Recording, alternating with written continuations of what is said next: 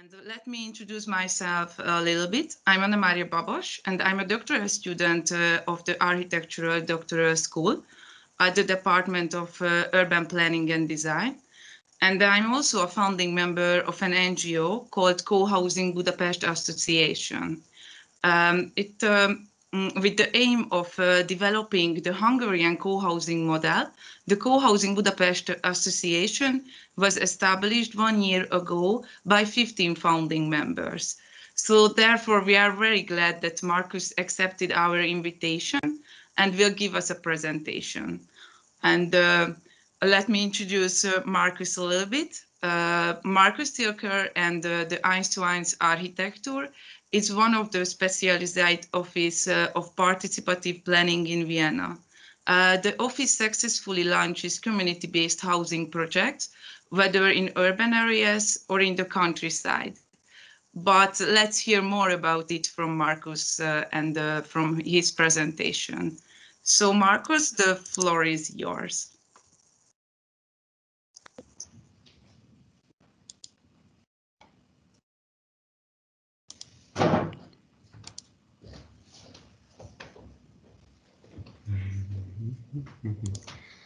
So, thanks Annamária for the introduction. Can you hear me and see the sheets?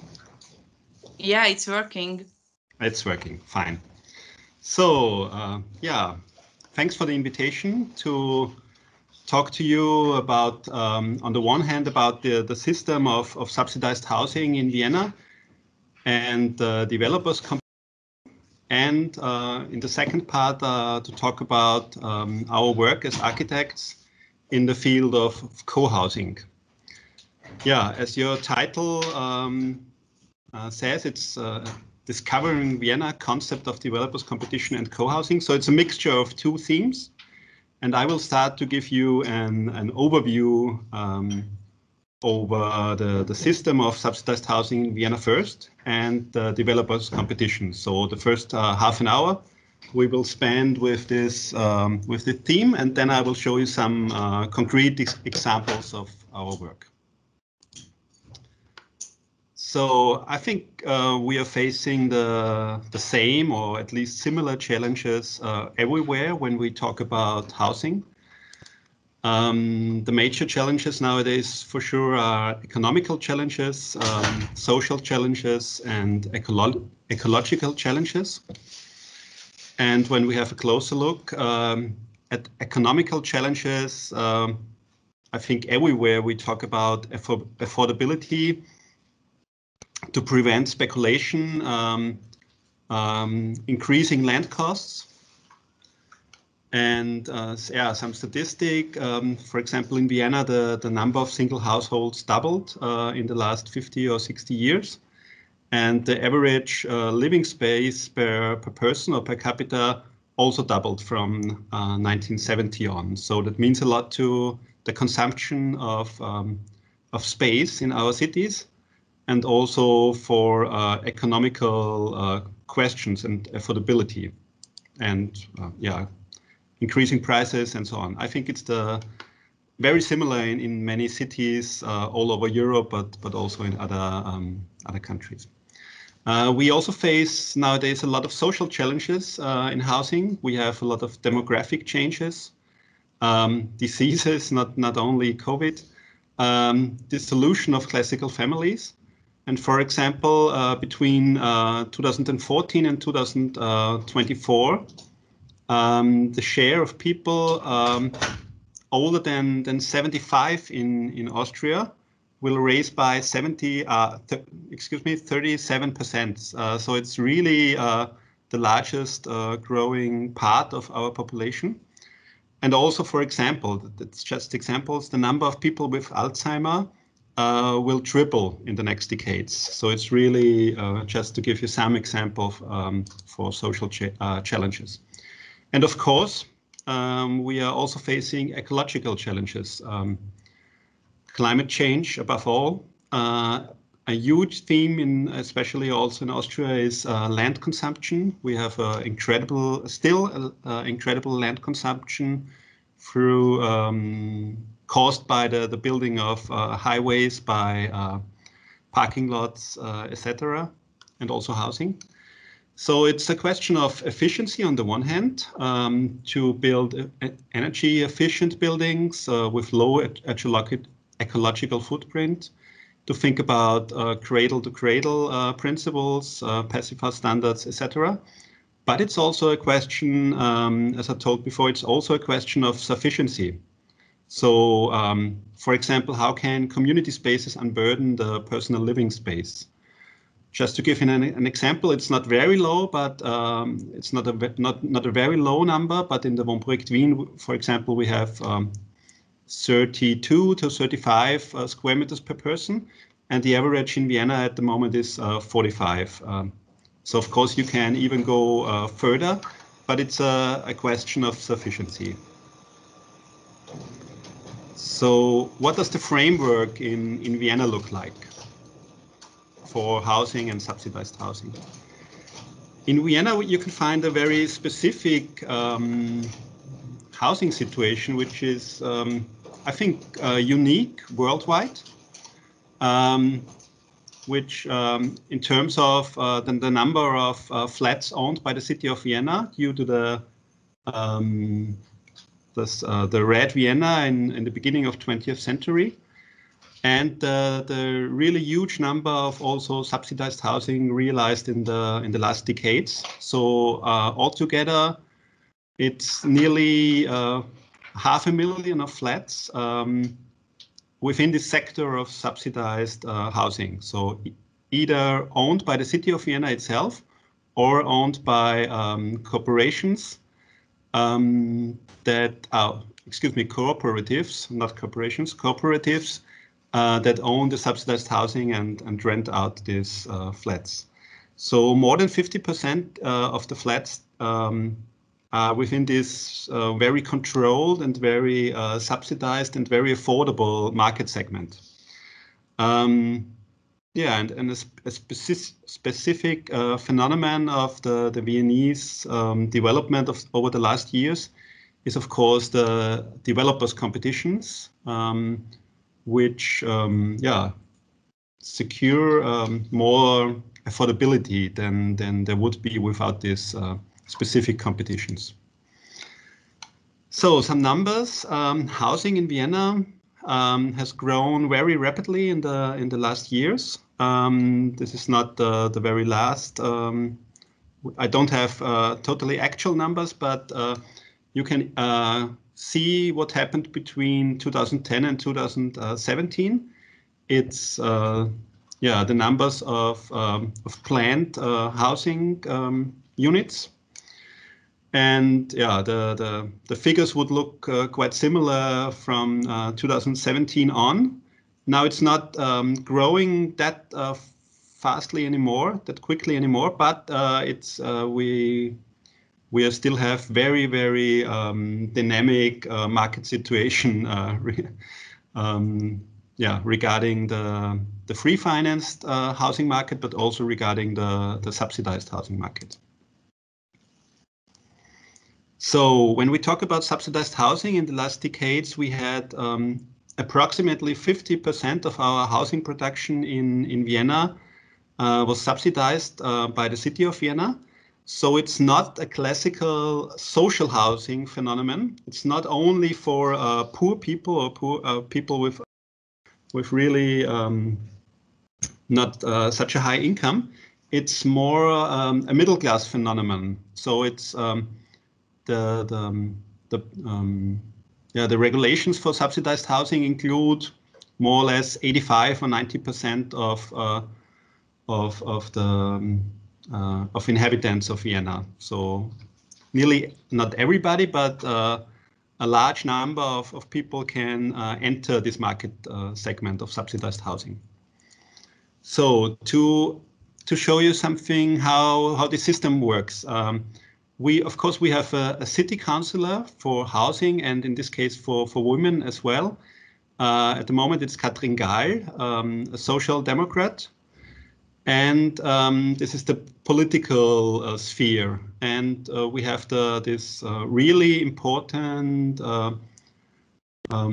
part of the administration within this housing segment, which is called Wohn voor Wien, and it's the central part of the administration when it comes to subsidies for housing.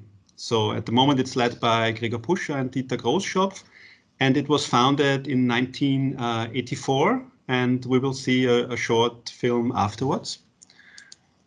And this Wohn voor Wien has three main duties, or also three main goals. First of all, it's about the procurement and provision of land for subsidized housing. So that means that they buy huge amounts of land in advance, sometimes really decades in advance, or at least 5, 6, 7 years in advance. In advance before beginning a project, before beginning the development of new residential areas. So the second aim is the development of new residential areas within this system of subsidies. And the third duty, or the third part, is the renovation of existing residential buildings. So when we have a closer look at this middle part that I'm talking about tonight, the development of new residential areas, we can say that there are two main ways to decide over which projects get subsidies and get these public subsidies. It's a land advisory board for projects that are developed by the developers themselves. So without competitions, when a developer buys a piece of land and develops a project, then they have to go to the this land advisory board and get a permission to get these subsidies for the project. And the second way is the developers competition since 1995. And this is the way competitions are held when the city of Vienna itself had bought a piece of land or a large area before, many years before, and develops this land. So they are doing developers competitions. So this specific kind of competition exists now for 25 years. There was an anniversary this year and an exhibition going with it. And within these competitions, there is an interdisciplinary jury that judges these projects. And to give in a project, you can apply as an interdisciplinary project team for a specific site with a specific proposal. So, and when we go even further with inside this development of new residential areas and this way of developers competition, we can see how this interdisciplinary jury judges the project. So all the projects that are given in are judged by this 4 pillars model, it's called like that, by these 4 main criteria. It's architecture, economy, ecology, and since 2009, social sustainability. Yeah, and to give you a better overview over how this system works, we will show a short film of 6 minutes about the Wohn voor Wien and its main aspects. There are English subtitles with it, so you can, it's in German, but there are English subtitles, so you can follow the content of the movie. So now I would like to ask you to start the first film.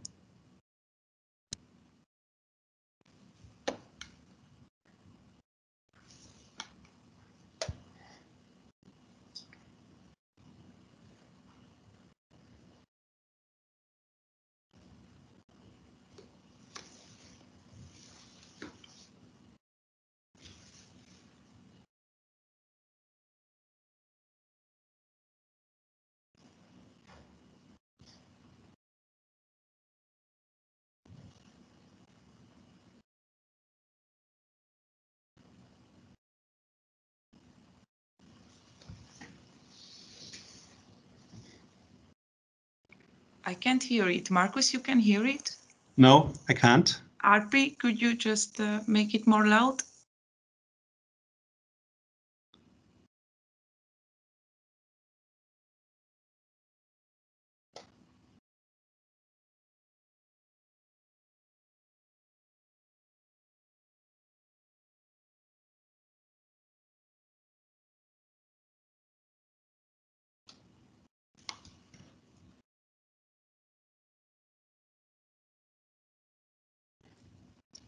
So I hope you can hear more than I can.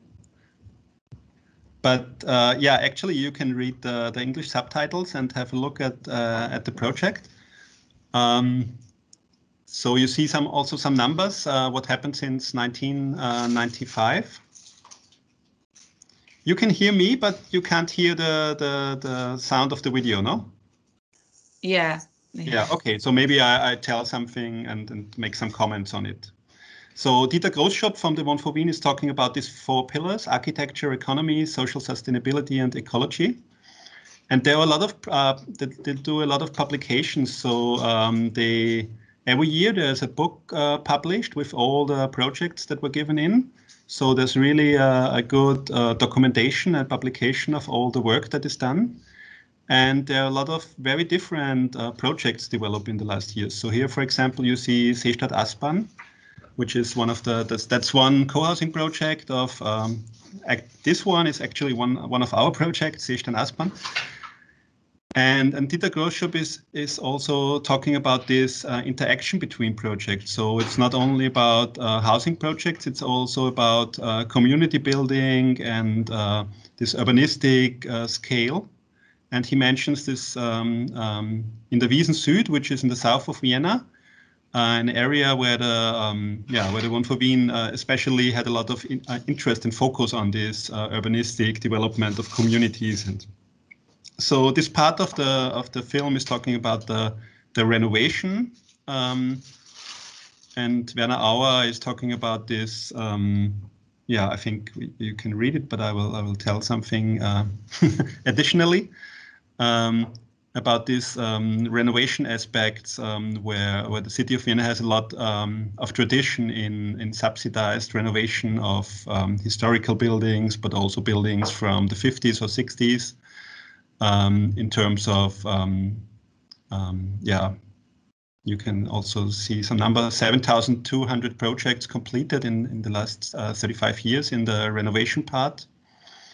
And maybe it's important to say that all this funding volume, it's not money that is given away directly to the projects, but it's loans. It's very cheap loans that the city of Vienna gets back after 30 years, after 35 years, and after. In the meanwhile, at the moment, it's after 40 years. So the subsidies that are invested today, I think 3/4 of the subsidies they come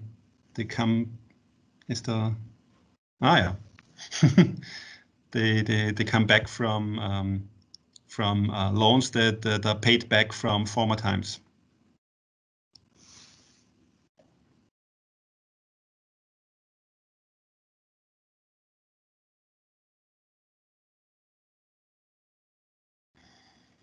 Yeah, and as I mentioned before, at the moment, about 5,000 to 7,000 housing units per year are developed within the system of subsidized housing. So they are undergoing this either these developer competitions or this land advisory board. And Gregor Buscher, the head or the managing director of the One for Wien, yeah, is talking about this tradition, but also at the same time this yeah, this new tendencies in subsidized housing. The Viennese mayor, Michael Ludwig, at the moment, mayor, he was this executive councillor for housing before he got mayor. So for 10 years, I think, and he invented this 4th pillar in this in this four pillar system. So the social sustainability was his idea in 2009. And he focuses again on this very important strategic role on the procurement and provision of land, which is possibly the most important role of the Wohnen für Wien. Yeah, and he says maybe that's one of the main reasons why Vienna is such a livable city, because it's through these strategic decisions, it's still quite affordable. I mean, it's not totally affordable, but it's quite affordable for a lot of people.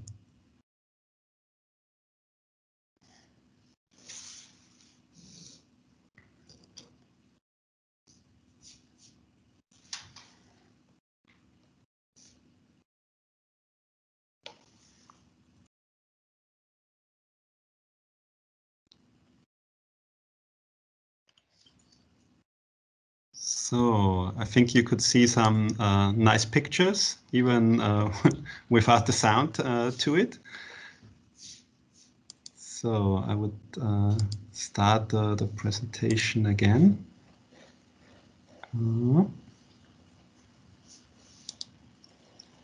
So can you see my screen again?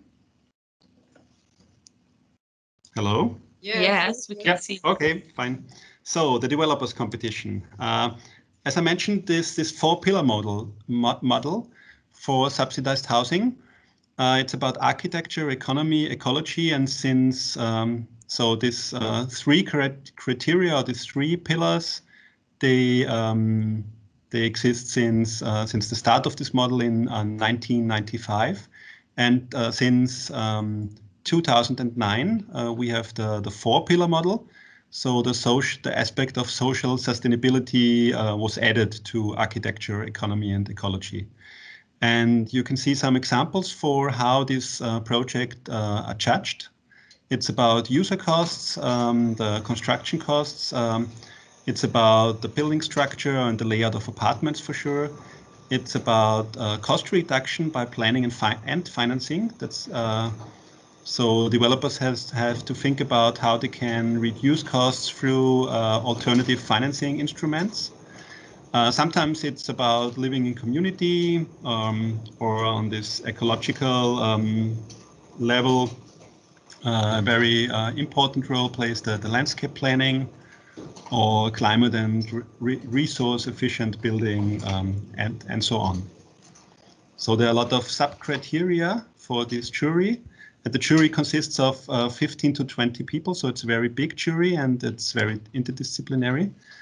And developers competitions, they are done by interdisciplinary project teams. So when we do a competition, when we take part, we work together with a developer, which is a non-profit developer or an cooperation in most cases. Also with a landscape architect, sometimes with sociologists, engineers, and sometimes also with users or social organizations.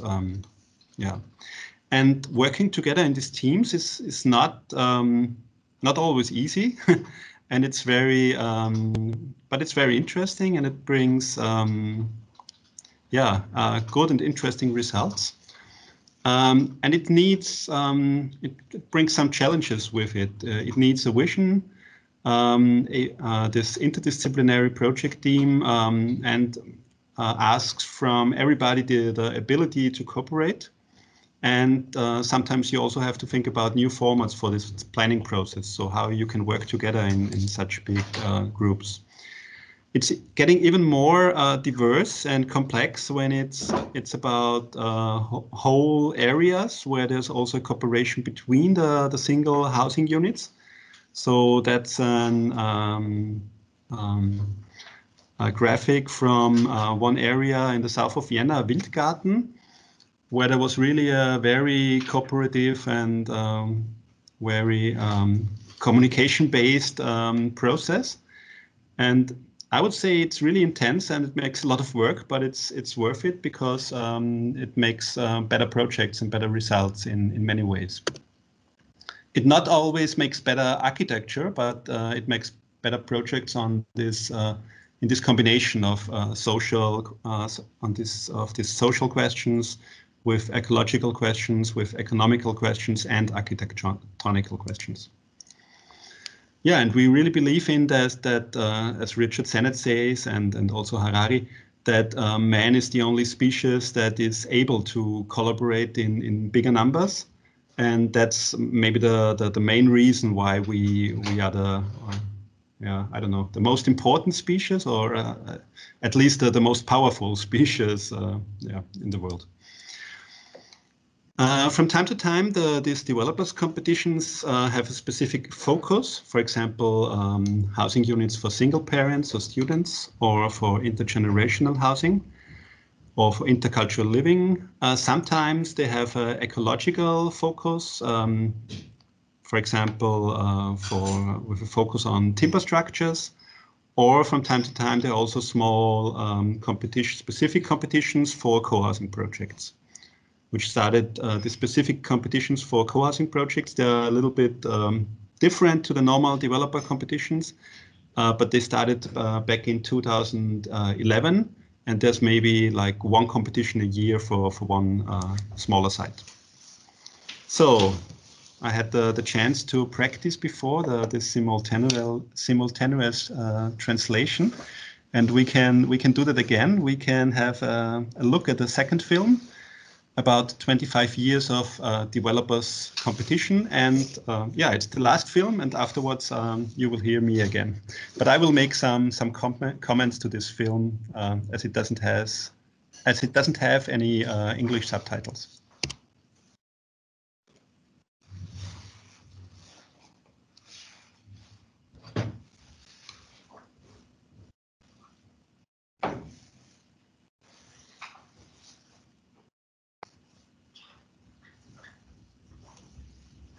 So, Arpi, megosztott-e? Could you start the second film, please?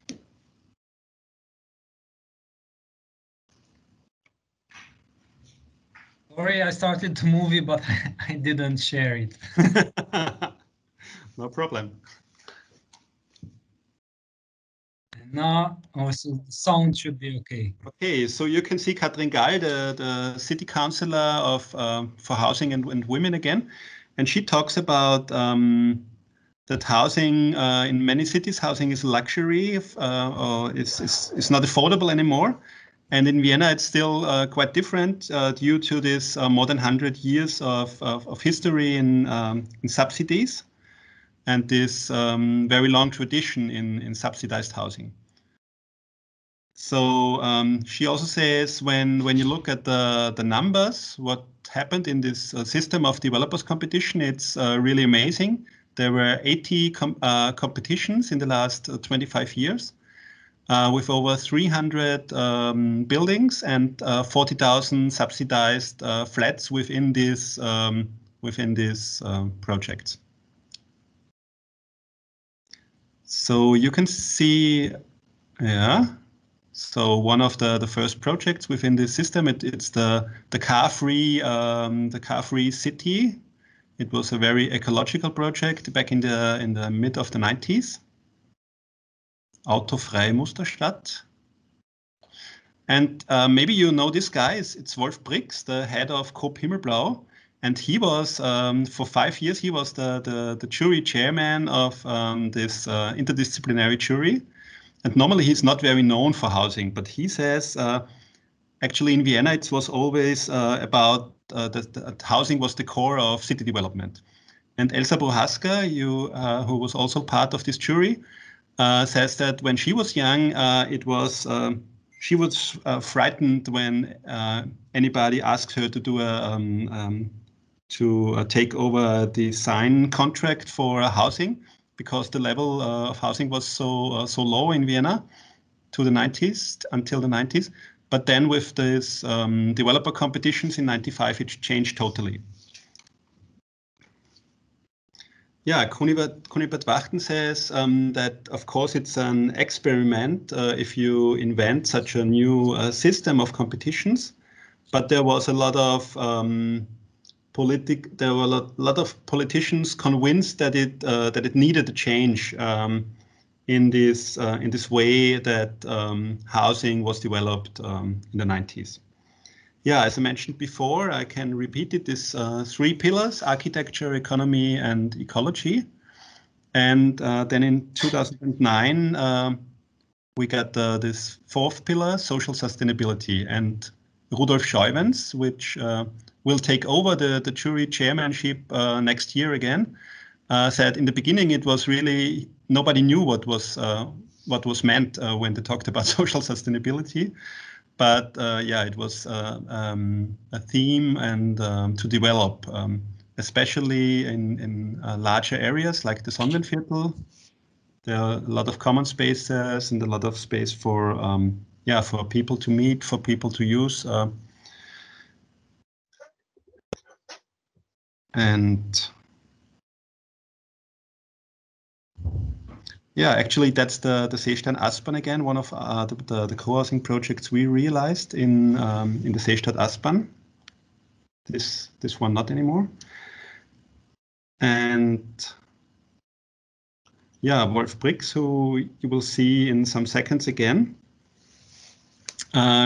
really points out that it's not a classical competition. This developers competition. It's really exceptional that this interdisciplinary jury works as a team and also judges projects that are developed in interdisciplinary teams. So it's really, from his point of view, it's really a big difference to normal architecture competitions and jury meetings.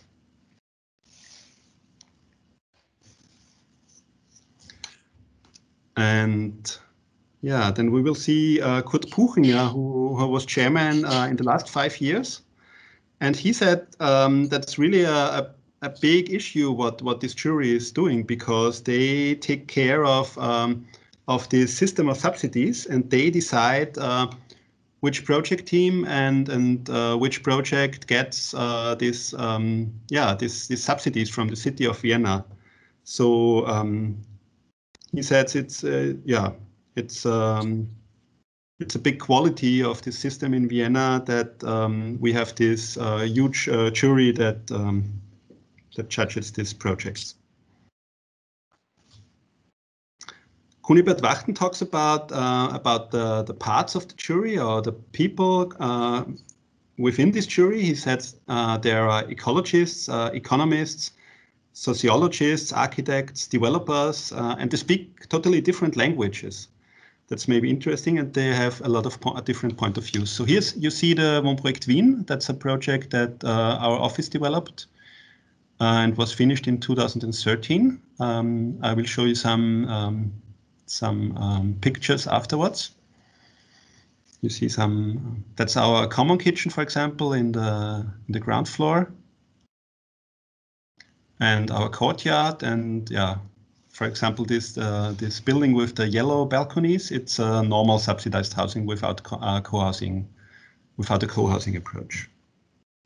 And all of them mentioned that the Wohn for Wien is probably the most important. It plays the most important role in this whole system of subsidized housing. And Rudi Scheuwens, who we will see next, says that this mentions again this very important strategic role of the procurement or provision of the land. So he says this developers competition is maybe only a small part of this very important role that the Wohn for Wien is playing. And even more important is this procurement and provision of land in advance. Yeah, so we could stop the video here. Thank you very much.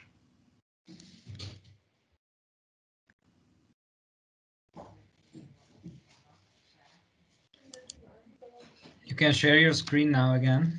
Yes.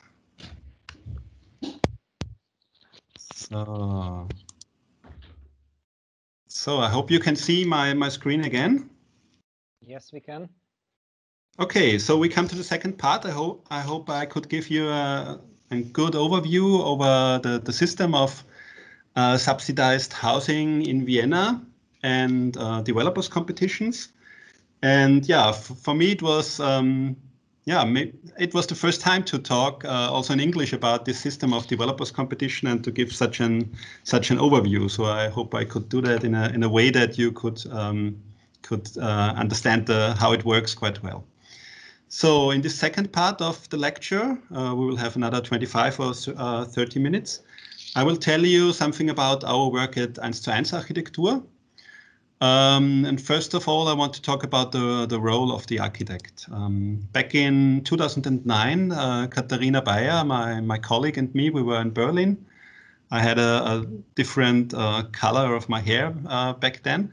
And we were thinking about what we would like to do with our office. Our office was 3 or 4 years old then, and we really asked ourselves always these really strategic questions: where we would like to go, which themes were really important for us.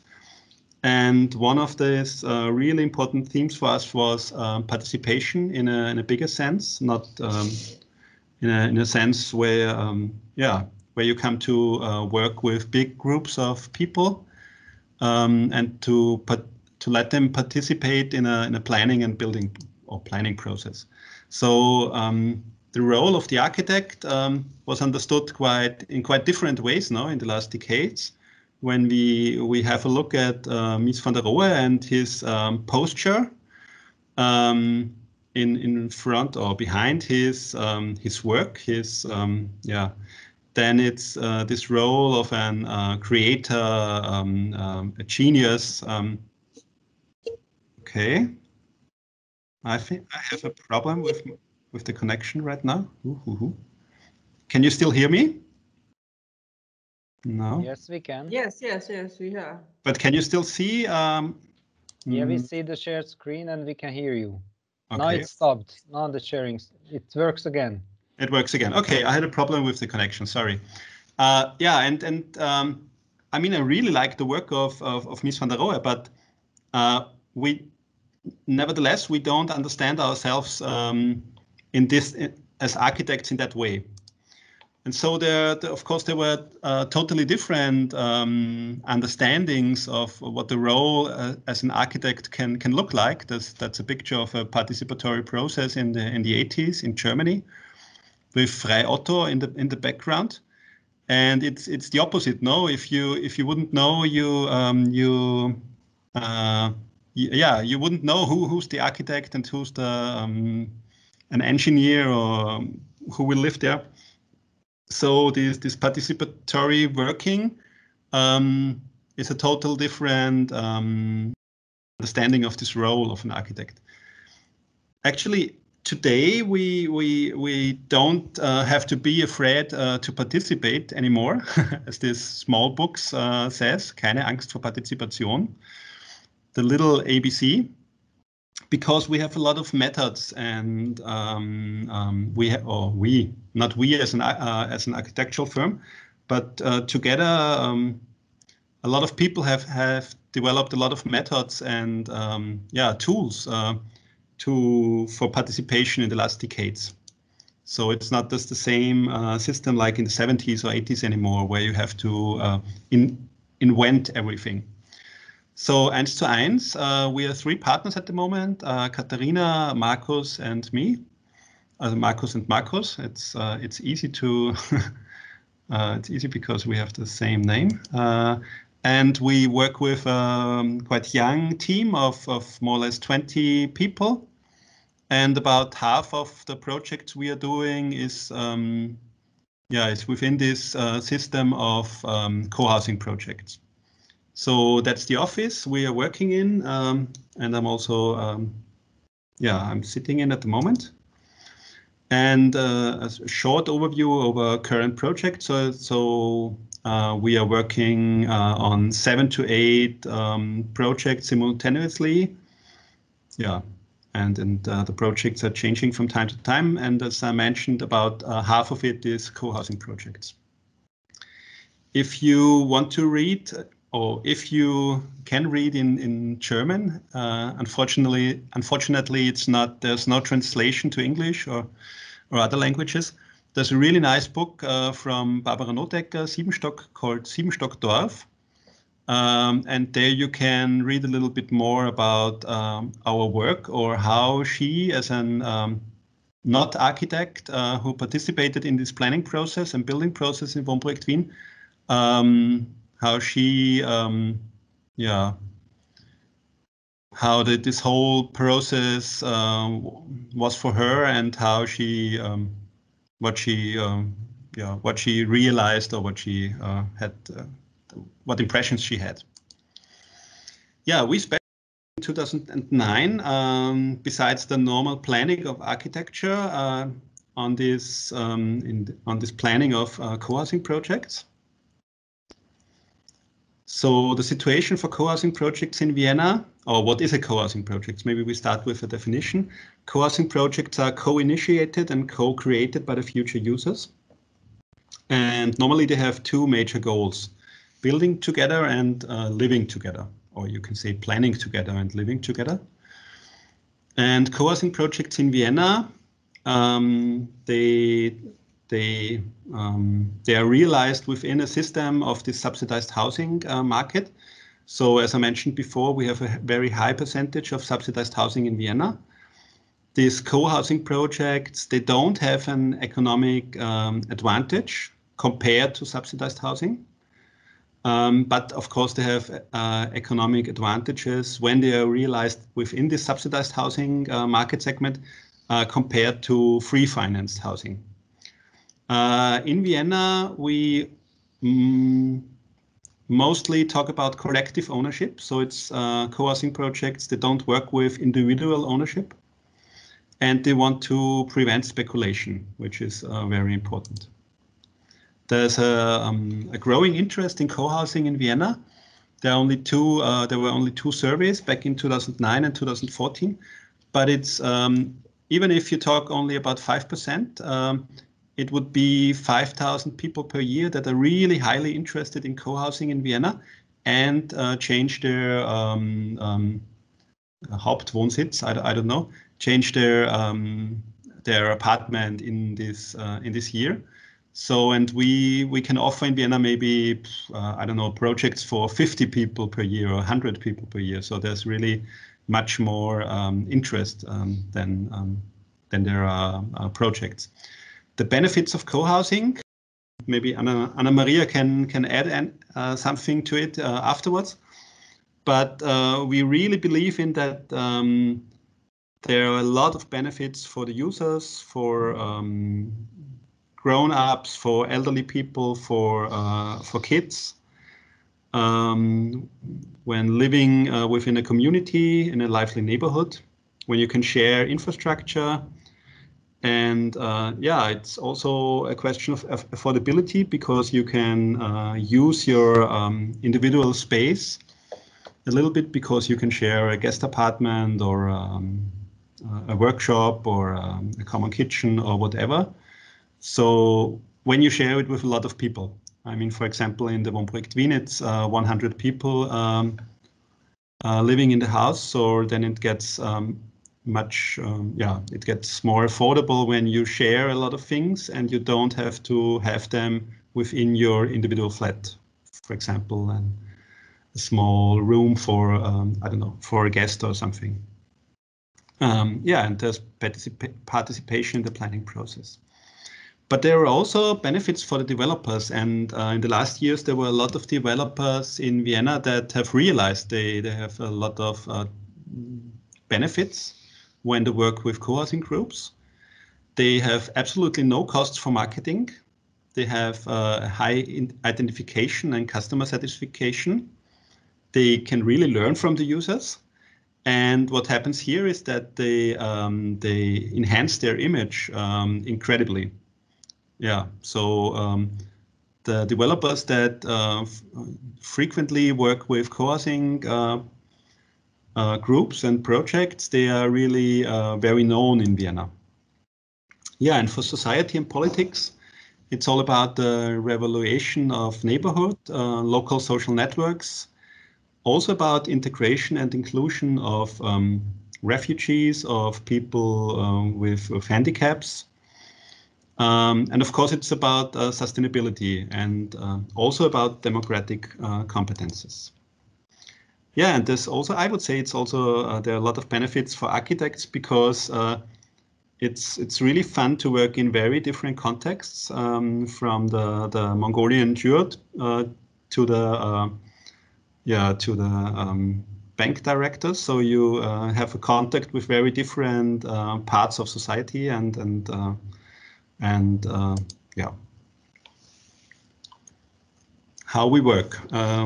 We work with participatory processes from the first moment till completion of the projects. So we work with the groups on their vision long before we draw a line or we draw any plan. We work on their vision. Okay.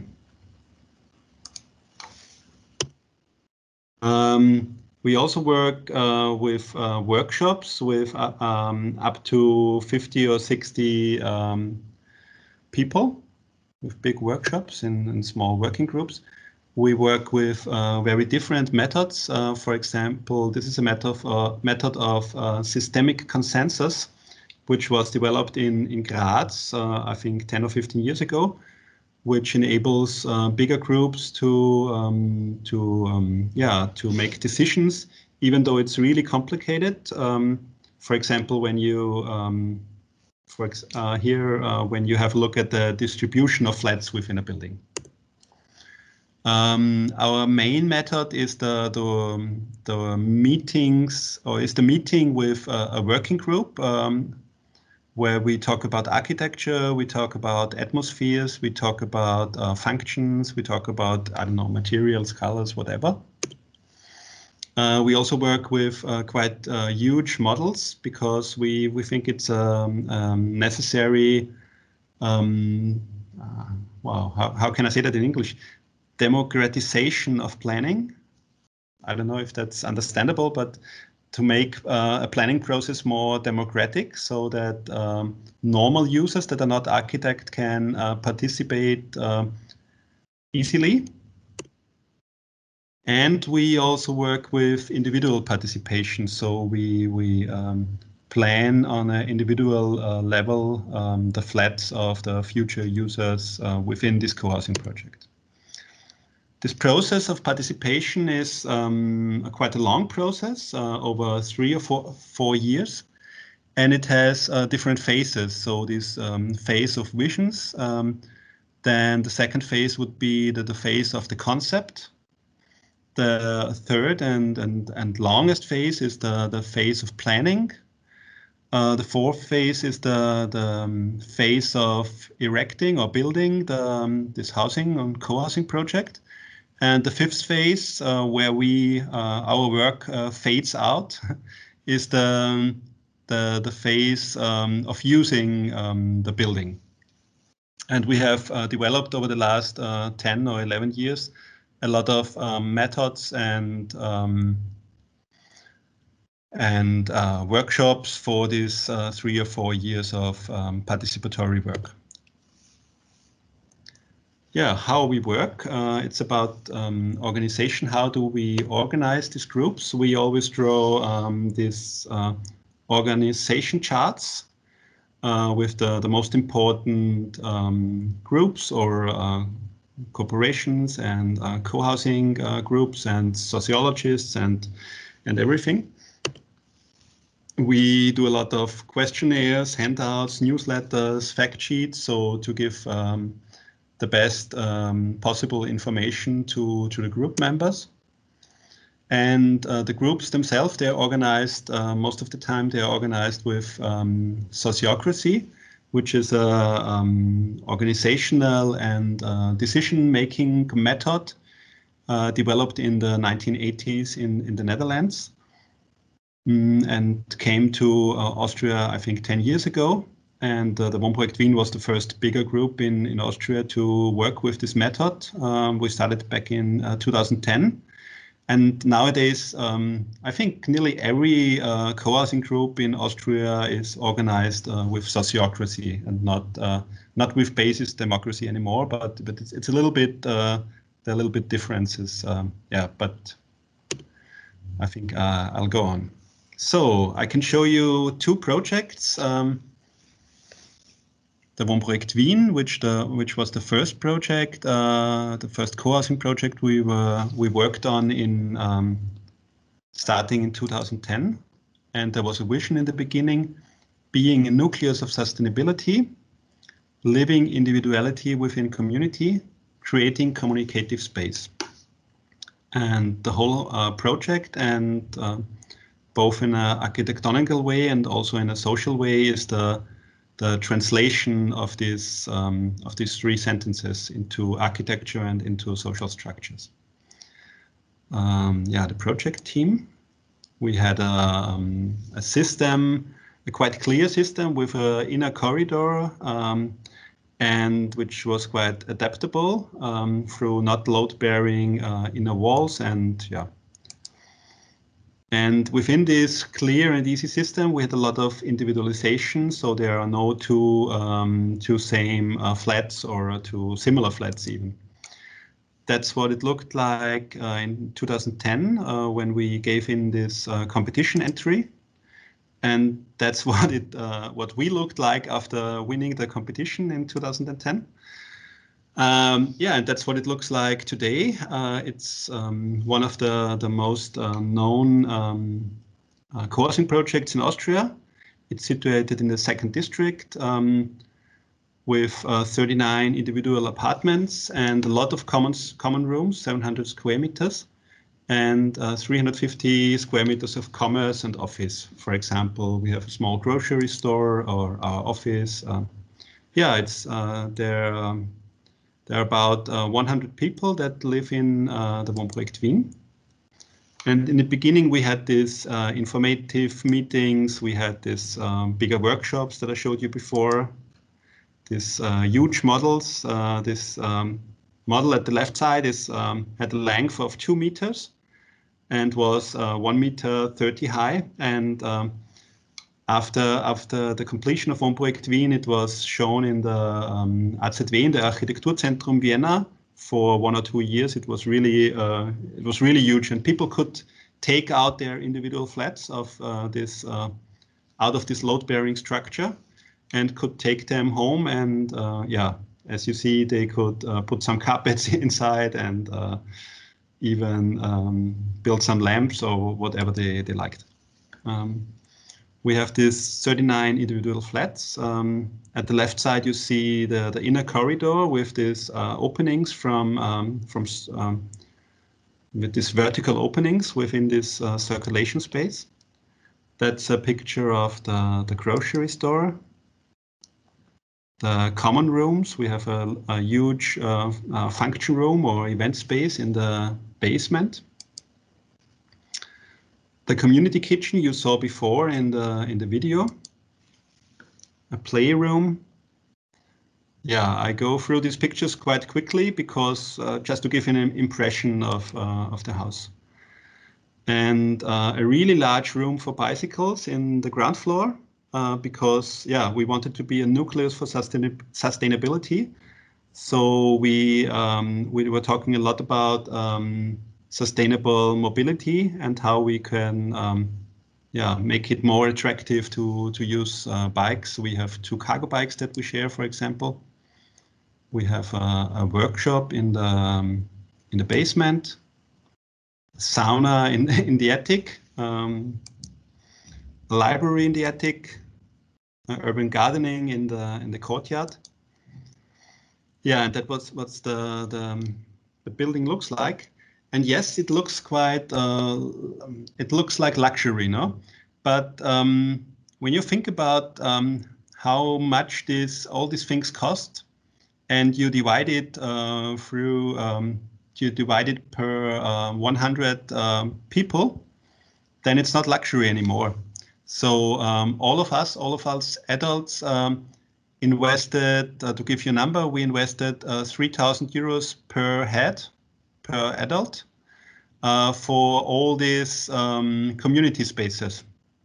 So yes, it's an amount of money, but at the same time, for 3,000 euros, when you think about your individual flat and what you can afford there on your own, yeah, you don't get very much for 3,000 euros. So talking about sustainability, we always talk about ecology, social questions, and economy. And maybe I jump over these sheets or go over quite quickly. We have a very good energy standard and all kinds of alternative energy systems with heat pump, photovoltaic, and so on. Ecological building material and so on. And we prevent speculation through collective ownership. So we own the whole building together. So we developed it together with a developer, with the Schwarzertal, a non-profit developer. But then we bought the whole building from this developer, and now we own it collectively as an association of the users. And we run the whole building together, which is a lot of work. And yeah, regarding social sustainability, we have also 2 solidarity flats. We also have, for example, one of our guest apartments used for a Syrian family for the last 5 years. So there are some people living within our house which couldn't afford to live here under normal circumstances, but they are supported by the neighborhood or by the people living here. The second project I want to show you is Gleis 21, one of our newest or co-housing project, which was finished last year in 2019. And it's quite similar to the Wohnprojekt Wien, but it has a quite different vision. The vision was living solidarity inside and outside. So, my connection, I don't know. We can hear you. Yeah, it's working again. Okay, okay.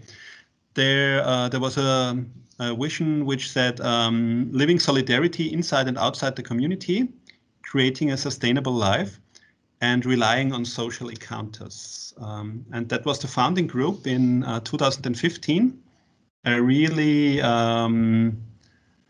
were really intense and had a lot of ideas and a lot of good ideas and a lot of energy. And so that's how we realized all these cooperations with cinemas, with theaters, with all kinds of corporations. They have really, I think, 5 or 6 different corporations, and also have, for example, 4 apartments for refugees that they run together with a social organization. They also organized with sociocracy, and they own this whole building together. We developed it together with them with a developer, and they bought it also from this developer before moving in. And that's what the building looks like. And it was quite ambitious because we erected the whole building as a timber structure. So it's made starting from the first floor. It's all nearly everything is done in wood, which made it quite it's still a little bit more expensive in Eastern Austria to build housing in wood. So it was quite complicated for us to realize this project within this system of subsidies with all these cost limits and affordable user costs, but also on this very high ecological level. Yeah, that's the 2 fronts from the building. It's 60 meters long and has these 2 narrow facades. That was the founding group after winning the competition in 2015. some pictures of workshops with this founding group. That's some of the members of the group in their old flats when we visited them to plan together with them their individual new flats. And as I mentioned before, it's a timber construction starting from the first floor. So you have this load-bearing timber walls on the outer side, this concrete structure that stabilizes the whole building in the central part of the building. And also the taps are done out of timber. We have this public ground floor and basement with 2 sunken courtyards. For example, there's a sunken courtyard with a music school situated behind it. So we always try to make basement zones more attractive and to bring some uses, some attractive uses to the basements as well. We have this public ground floor with a large event space. And here we have a circulation system, an access walkway where people can meet and put their plants to. So you get a little bit of an impression of this access walkway. And the common rooms are situated on the attic. So there's a common kitchen with a small playroom. There's a small sauna with a yoga room and a very small library. You can get an impression. And yeah, the group moved in July 2019. So they spent some months there moving in. And starting all their doing the equipment of their common rooms and everything, and starting their event space, because they have this really huge event space in the ground floor. But then Corona came, so it's a little bit interrupted the whole life there. And also this cultural zone and this event space. They had a lot of concerts in the first months in this function room in the ground floor, and seminars and so on. And they have whenever you come to Vienna and Corona restrictions allow it, I can really recommend to go to Gleis 21 and have go to a concert or to a small theater piece or something there. Yeah, and that's what it looks like in the evening when lights are on. Yeah, I will come to an end in 5 minutes, I would say. I just want to share with you some practical experience from people living within these projects. So, for example, Veronica, I think she's 67 by now, and she's retired. And she's a really important person in the Wohnprojekt Wien, because she says without these people that are already retired, but they are very agile, they're still very agile. These projects wouldn't run. It wouldn't work if there were only 35-year-olds with 2 kids, because they normally don't have so much time. Heinz says he's really happy about that he sold his car and can choose now between different cars and even borrow a cargo bike when he needs one.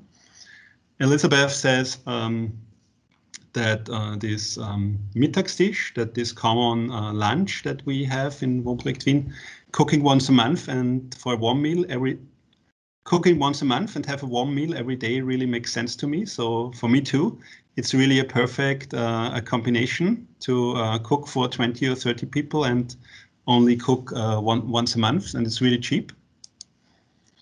Michaela mentions the solidarity aspects of the everyday life here.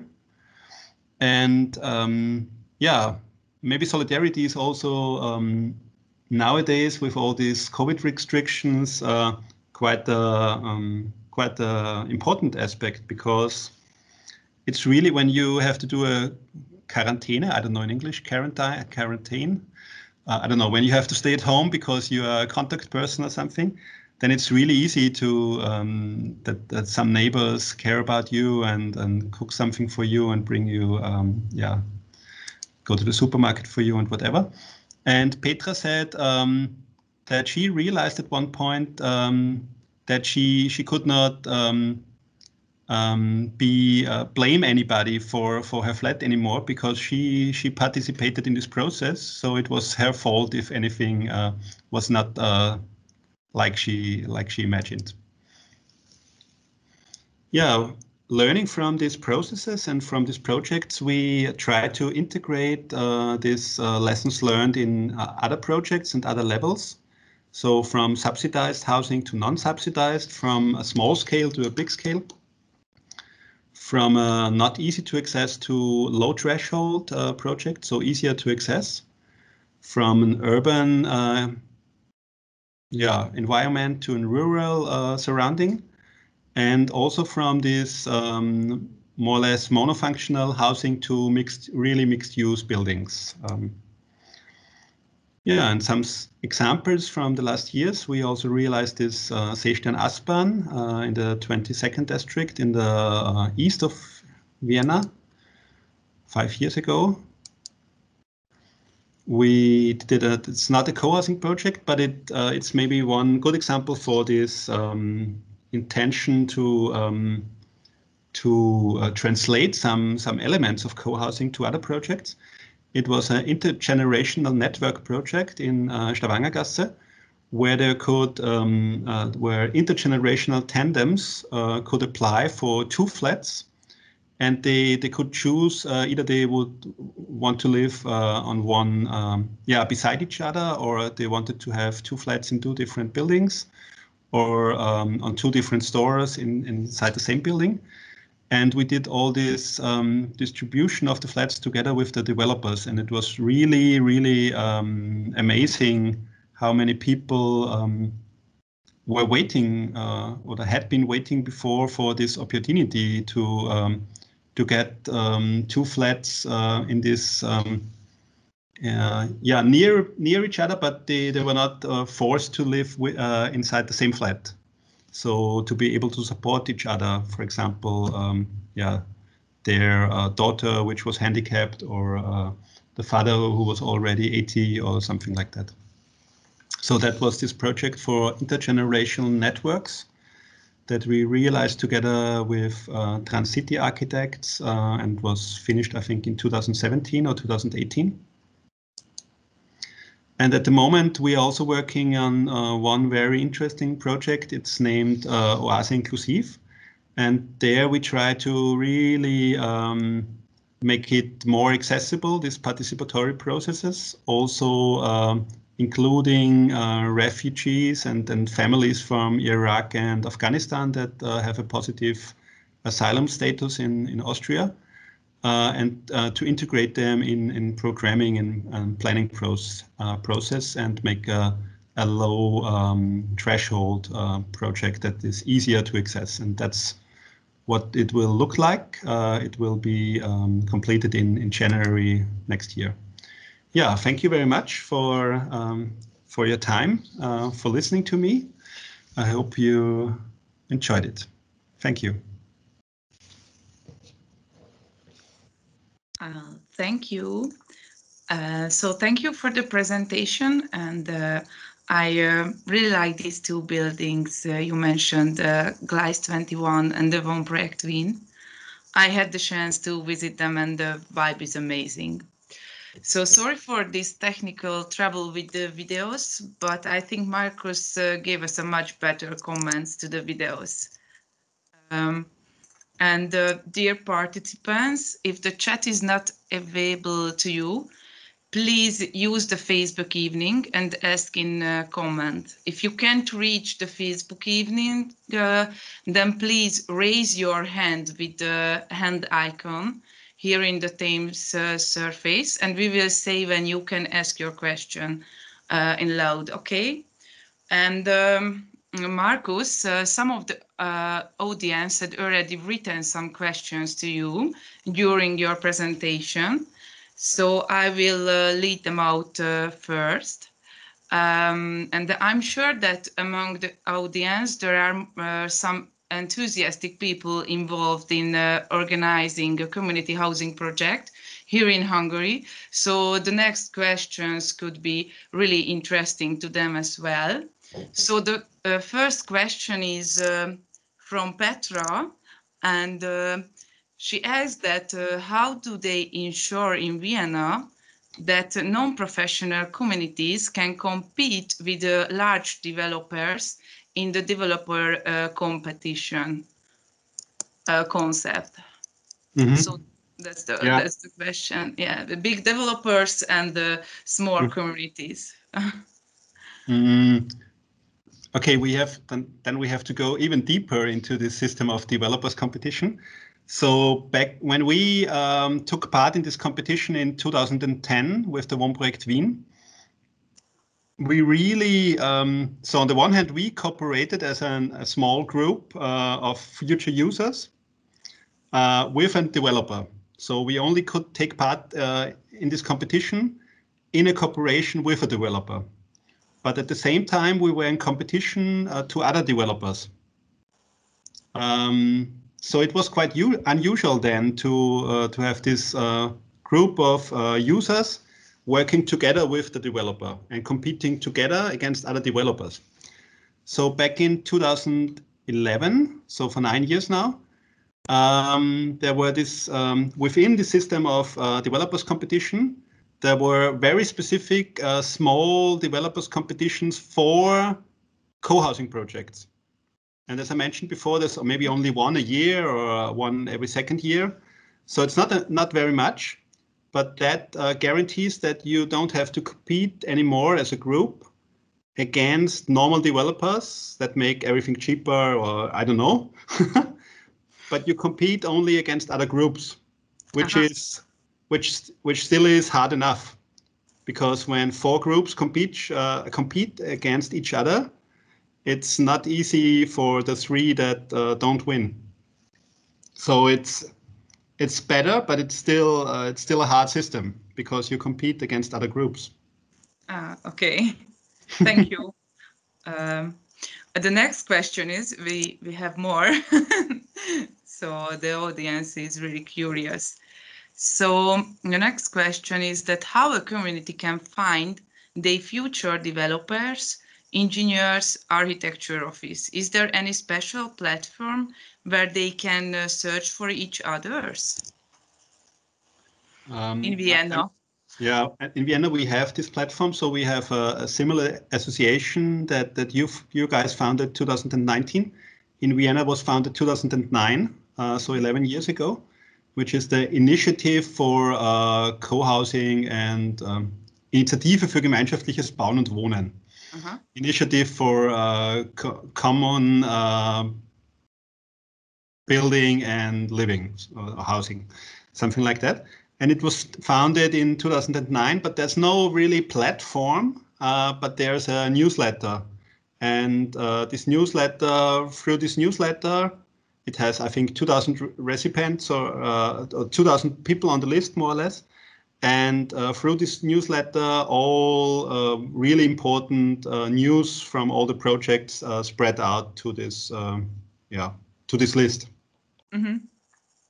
But there is no platform for architect. But actually, there are like 4 or 5 developers that are interested to realize such projects, and maybe there are like 6, 7, 8 architects that have specialized on these participatory planning processes over the last years.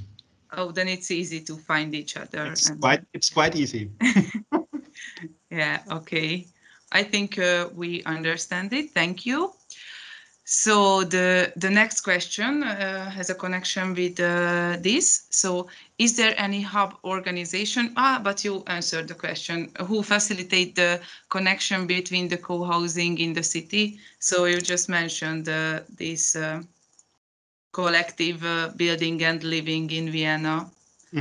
Or something other hub organization, you know, in Vienna, maybe? In Vienna, the most important organization is this this initiative or this organization. But of course, there are also Europe-wide organizations like CHEN, which has a little bit different focuses. But in Vienna, we have this initiative for collaborative housing and so on. Okay. The next question is about participative design process. So the question is, what working group means in the term of the participative process, how the members of the working groups are chosen. So I think it was, the working groups between the inhabitants, the future residents. Well, I would say that the members of the working groups, they are not chosen. The working groups forms itself out of interest of the members.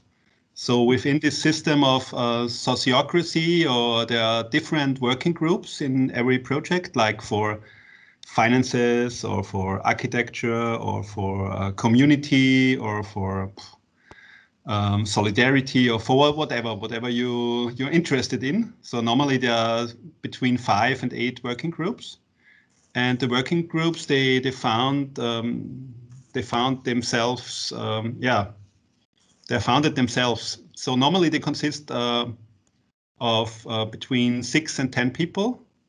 That's the usual size, and we work with working groups between 6 and 10 people in these meetings, but they are not chosen or elected. Sometimes there is a specific system for electing the chairman or something, or chairwoman within a working group, but that's very specific then. Mm-hmm. And do you have any must-have working group? Or you mentioned some kind of working group, but there are some which you have to finance. have. Yeah, finance. Yeah. Of course. If you don't care about the or legal questions, you have to care about legal questions and financiation of the whole project, of course. Mm-hmm. And architecture or planning is another one. And community would be how to care about community, how to create community. So that's maybe the most important, the 3 most important working groups, or the crucial working groups. Yeah. Okay. Thank you. I also have a question to participatory design process as well. So I just wanted to show everybody this book you just showed. And I think it's a nice and interesting subjective book. But you mentioned another book. I don't know, at this Don't Be Afraid of Participation, so I think. And does your architectural office, the einszueins architecture team, has developed a methodology for the participatory design process? And does this book contain this process, or has it been published somewhere else? Or so, to be honest, how can I learn it from you? Because it could be really useful in Hungary as well. That's a good question. So first, to answer your question about this book, that's a small book published in Munich. It was published in the context of exhibition, which had the same title, Don't Be Afraid to Participate. I think it was 2016. And it's a very small book with maybe 150 pages, something like that. You can find it easily in the internet, I think. And it's incredibly compact and incredibly easy to understand. It's like the really most important organizational forms, methods, themes that you have that you will face within such projects within 150 pages. So it really gives you a good overview. Yeah, that's the one. I've just copied the link in the chat surface, so if somebody wants it, can check. Okay, and about your methodology, could you tell us something about it? Methodology is constantly changing.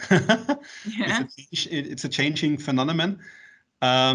We really thought about publishing a book ourselves 4 or 5 years ago, But then we realized that we don't have the time for it. Because, yeah, I have 4 kids, and Markus has 2 kids, and Katharina has 1 child. So really, we don't have the time to write about what we do. And I think we only make these graphics and these methods for ourselves within the office, and we haven't found a system for distributing this knowledge in any way. So we don't know by now how to distribute some of it. Yeah, we don't know yet. Okay, thank you. It's a shame, but I'm waiting for it. And Arpad wants to say something. Arpi? No, just I have a question. It's a little bit related to what Annamária just said. If I understood well, you started this whole, designing for this type of housing at your own cost. You were member of such a group, right?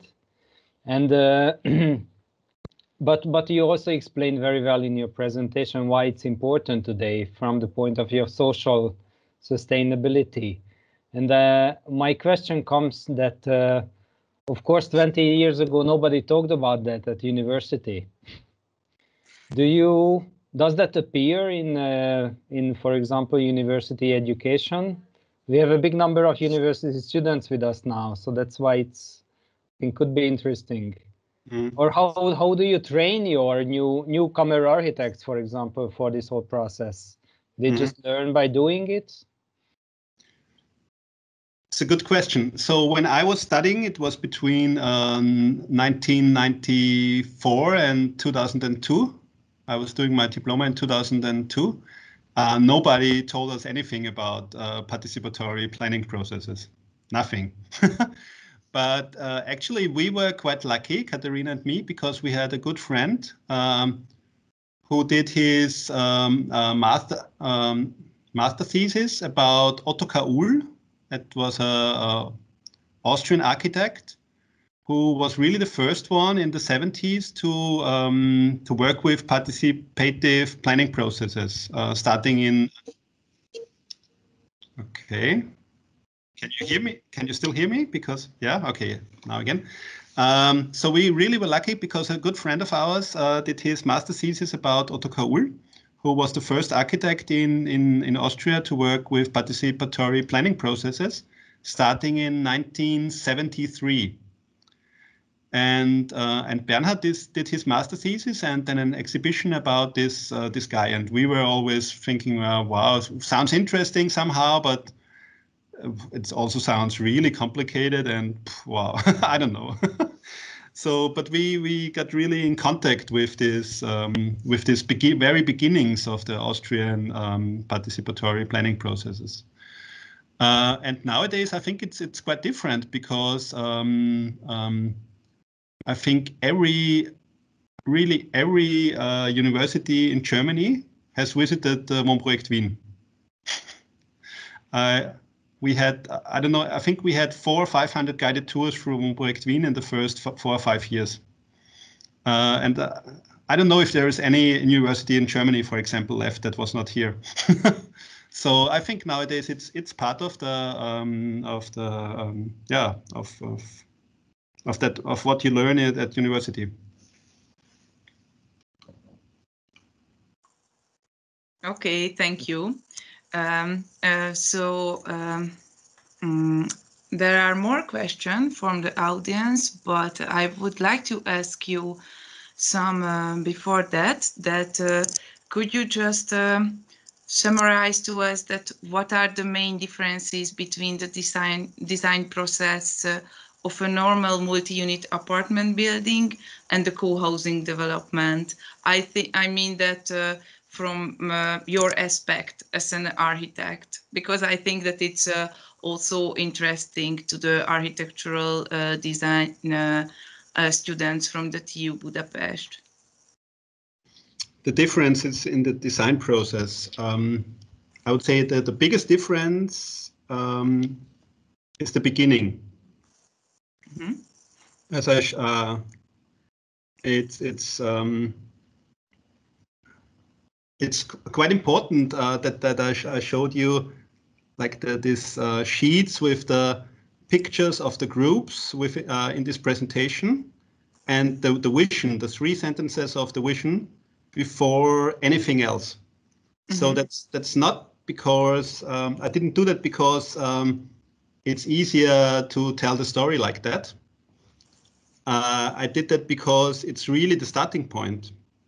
So people really ask themselves, together with our help or with our workshop, most of the time it's a 2 or 3 day workshop, what's their vision? And the vision is not to have a nice flat. Of course, you have a nice flat in the end as well. That's a normal goal. But the vision is what's above the goals and what's above the functional programs. And to think really all together 2 or 3 days about the vision, and maybe that's the biggest difference, that people really learn how to develop common visions, to formulate their visions, and to believe in their visions, and then start to think about goals or buildings or materials or things like that. I think that's the biggest. So I think the biggest difference is in the work that you do before the design process, not within the design process. That's the biggest difference. Okay, thank you. And how long does it take to create a common vision?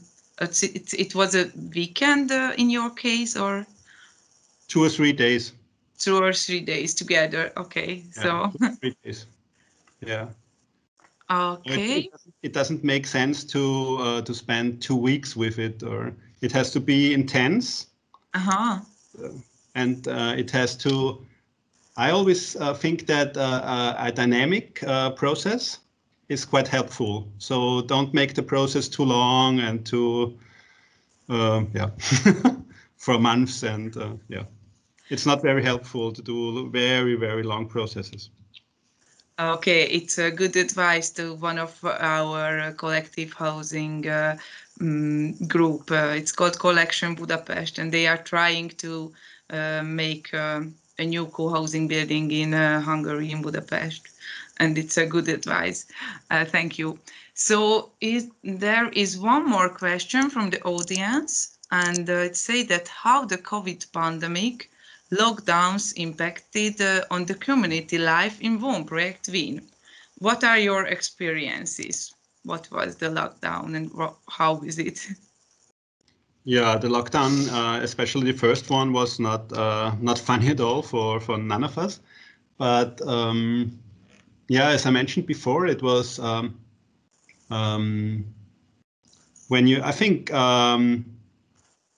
solitude. Is it the right word in English? Solitude, for Einsamkeit, solitude. Yeah. Solitude is one of the main problems that we are facing in big parts of society nowadays. In not only for elderly people, but I think solitude is a really big thing. And when you live in Wohnprojekt Wien and or in other co-housing projects, you're never facing the risk of feeling alone, even in lockdown. So there was still, even though we didn't meet each other personally or with bigger meetings, or there was always this feeling of not being alone and having help and having this feeling of neighborhood. And and for example, maybe one example, at Easter Sunday this year, normally we would maybe do a brunch and some people would show up and others would celebrate on their own or what else. And one woman had the idea to make this Easter brunch all over the house. So people they cooked something or made some traditional dishes, and they put the traditional dishes in front of the door of the flat. And so you could take a walk on Easter Sunday morning over the whole house. And I think 20 flats had some dishes in front of their doors. And you could get yourself a brunch, go home again, and maybe greet somebody. And it was amazing. It sounds amazing. It's nice. So maybe it's better in a community to live through this pandemic situation. Sure, that's for sure. Yeah. So there are other questions from Dora, who is interested in the post-occupation experience. So do you experience less social activities because of the social media? Do young people choose to socialize in person as opposed to Facebook? What program seems to be most effective for community cohesion? Oh, more questions, sorry. So the social activities, because of the social media, do you experience less social activities? Yeah, it was the first question. I don't know. I'm not an expert to answer this question, I think. But I can say that, of course, a lot of kids and teenagers love their smartphones in co-housing projects as well, and spend a lot of time with them. But they do not run the risk to stay with their smartphones the whole day, because every I don't know, every hour or every second hour, somebody's knocking on the door and asking, is Emil at home? And is and so there's yeah, they don't run the risk to stay with their smartphone or whatever their device for a really, really long time, because somebody will ask them to play football or whatever. So especially for kids, co-housing projects are really important for their daily life. So they have to choose to socialize in person. No, so because sometimes they have to, yeah.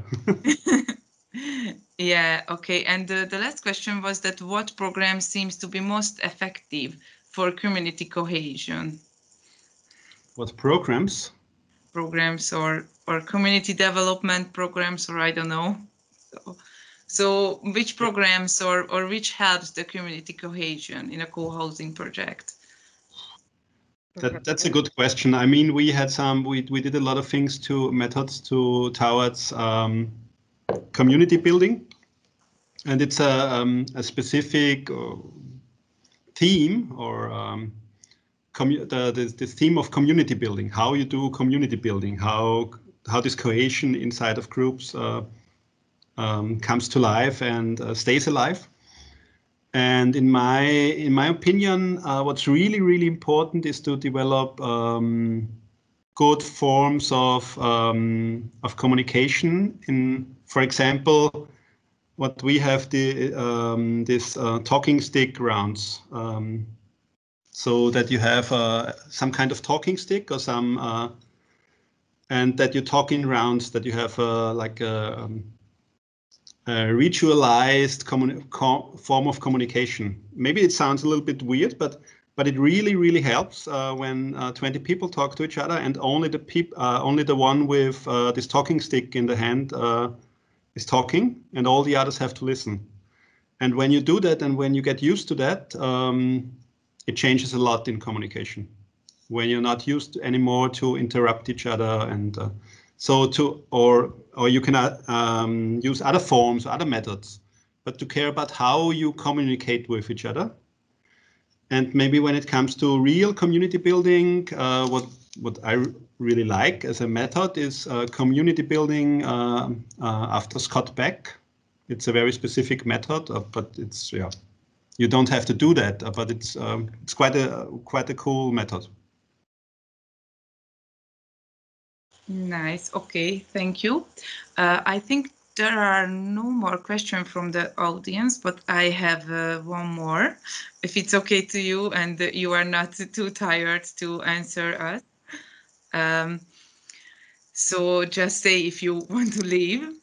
But as it is known among architectural professionals, urban designers, and city dwellers alike, participatory design is complicated and has a longer process than the usual ones. So my question is that to what extent can community planning tools be integrated into the developers' competition model? So, because in the developers competitions model, sometimes the process is more quicker than in other process. So, how is it possible to put the community, the participatory planning process, put in this process? Or they just give you the time for it, or is it enough time for it? I was shaking my head during your question, and I want to explain why. So I said, no, it doesn't take longer. It's no. From the first meeting to moving in, it takes like 3.5 years or 4 years, which is in Vienna a quite normal duration for a planning and building process. And we have experienced a lot of times that, of course, we need some time to do participatory process. So you can't do it from one day to another. But in the end, we have realized, or a lot of times that that neighboring projects in development areas, they were developed in a normal way. So just the developer and the architect, and they thought, yeah, they will be faster. And in the end, it took them half a year more, or they were even slower than the participatory project, because they were not so focused on how and when to decide the questions. So no, it doesn't take longer in the end. Okay, it's good to hear. You can do it within 3.5 or 4 years when you are focused on how you do it. Thank you. So I'm really talking from the first meeting to moving in for about this duration or this time slot. Thank you. 2 more questions arrived. Okay. So, what was the biggest risk in the process of creating these housing projects together as a community? What was the biggest risk? I think that you will say that no risks. No. There was a risk when we did the One Project Wien. The risk to get the loan to be able as an association to get the loan from a bank, from an alternative bank in Germany, at the right time, to be able as an association to buy the whole building from the developer. That was really not easy then. It got much easier in the last years. And you at this time you had the whole group, so all of the future residents of the building, or only just a core group? No, we had the whole group. The whole group. Okay. But still, it was not easy then. To get this, I don't know what it was, 8 million euros, something like that. Yeah, it's 100 people, so it's not. Okay, thank you. This question was from Yoni, and the other question is from Robert. That are you aware more cities or towns in Austria using similar methods? Do you cooperate with them, and if any, do you cooperate with any? There are a lot of co-housing initiatives all over Austria. Like I think in every bigger city, there's an initiative for co-housing. But there are really hardly any realized projects in the last. There were hardly any realized projects in smaller cities than Vienna and Austria in the last. Smaller cities in Austria, than smaller cities than Vienna in Austria in the last years, because the subsidy system is quite different from country. So from Vienna to Lower Austria to Styria. So the subsidy, we have 9 different subsidy systems in Austria. And these housing subsidies are different in Graz to the subsidy system in Vienna. And so that's why a lot of co-housing initiatives in the last years were not able to realize their projects in Graz or Salzburg or wherever. But there are, from year to year, there are more all over Austria. Yeah. Mm-hmm. Thank you. So it was the last question. I think that now is the time if anybody wants to ask any other questions, that raise your hand, please, in the team surface. Okay, there is another. Esther, I will just give you somehow. Just say. Thank you for the opportunity. So what I wanted to ask is, what makes this subsidy system of Vienna special compared to, for example, to Graz? So what is that red line that makes it possible to easily create a co-housing? So to give for a co-housing initiative. Thank you. Thanks for the question. It's not. I was not precise answering the question before. It's not only a question of the subsidy system. It's also a question of building sites. And for example, Graz is even faster growing than Vienna, and the city of Graz has really no building sites at all that belong to the city itself. So it's a question of accessibility of building sites on the one hand, and it's a question of the subsidy system, and that's what I didn't mention before. And regarding the subsidy system, it's really difficult to answer in English because it's very specific. I'm afraid I cannot translate that to English. It's you have different sub-subsidy systems within the subsidized housing segment of Vienna, and there are 3 or 4 subsystems. And one of the subsystems is not existing in the same way, but I really can't translate that to English. Wir können vielleicht probieren mit Übersetzung, Markus. Yeah, okay.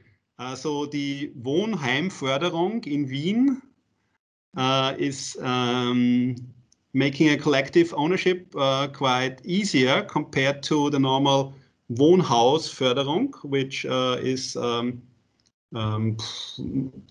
oriented more towards an individual ownership. And that's one aspect, but there are even other aspects. So Wohnheim versus Wohnhaus. Mhm. Und für diese Co-Housing Projects, du benutzt diese Wohnheimförderung? Oder mostly? You can do it in both systems. You can do it in Wohnhausförderung, or you can do it in Wohnheim, and it both has different advantages and disadvantages. But for the question of collective ownership, when you want to go into collective ownership within the system of subsidy, then it's Wohnheim is more practical. Let's say it like that. Tehát, hogy kétféle támogatás van, az egyik tulajdonképpen egy ilyen lakó otthonokra vonatkozik gyakorlatilag, és ezt sokkal egyszerűbb integrálni egy ilyen közös ingatlan tulajdonnal. Tehát, hogy egy közös ingatlan tulajdonnal sokkal könnyebb ebben a lakó otthon támogatási rendszerben támogatást találni, mint a klasszikus társasház támogatási rendszerben. Okay. Vielen Dank für die Antwort. Gerne. Thank you. So, any other questions? Okay, I think this was the last, or just say if you have more. But I think we asked a lot from you, and thank you to your time.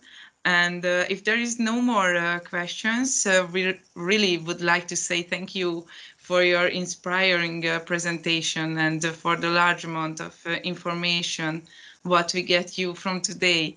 And we saw nice and positive examples from Vienna, thanks to you.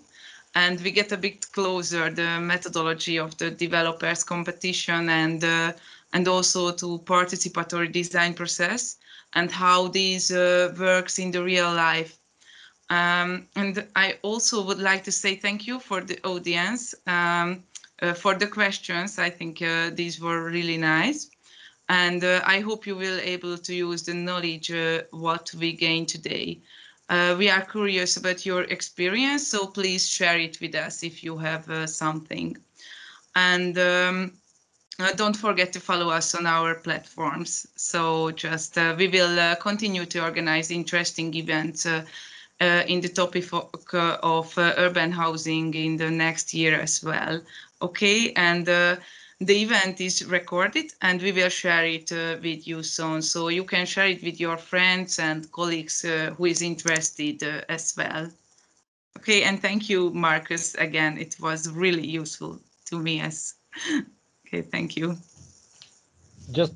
Just a quick word, Markus. Thank you very much for the lecture. I was also very happy to see it, especially that I really think that for architecture students, it's important to see that behind the, so to say, interesting and beautiful architecture, there are very complex systems, social and political, and also, of course, technical systems. So thank you very much. We really enjoyed it. Thanks everyone for coming. Thank you very much. Thank you for the invitation. All the best to Budapest. See you one day in Budapest or Vienna. Thank you, it was very good. Thank you. Thank you. Danke für alles.